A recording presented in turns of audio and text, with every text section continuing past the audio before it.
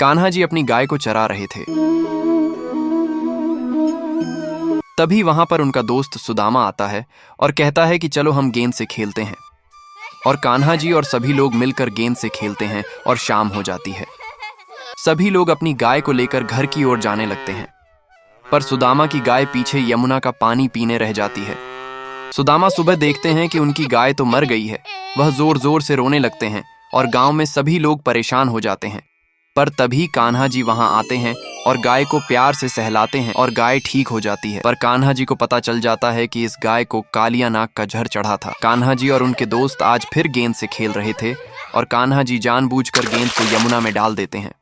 तभी सुदामा कान्हा जी से कहते हैं कि तुमने गेंद पानी में डाली है तो तुम्हें ही लेने जाना होगा। कान्हा जी बिना कुछ सोचे पानी में कूद जाते हैं और उनको पानी में गेंद दिख जाती है, पर पीछे से कालिया नाग आता है।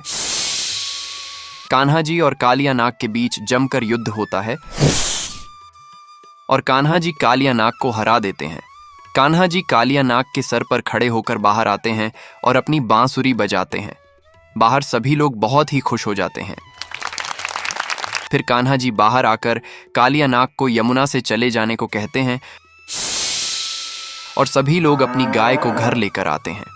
मथुरा में कंस बेचैन था कि उसका काल अभी भी जीवित है। उसने फिर योजना बनाई कि कान्हा जी को वहां पर बुलाकर उनका वध कर दूंगा। उसने गुप्तचार को एक खत लेकर गोकुल गांव भेजा और खत जाकर नंद जी के सामने पढ़ा और कान्हा जी को मथुरा कुश्ती के लिए निमंत्रण दिया। कान्हा जी खुशी खुशी अपने भाई के साथ मथुरा की ओर जाने लगते हैं और सभी लोग कान्हा जी को अलविदा कहते हैं।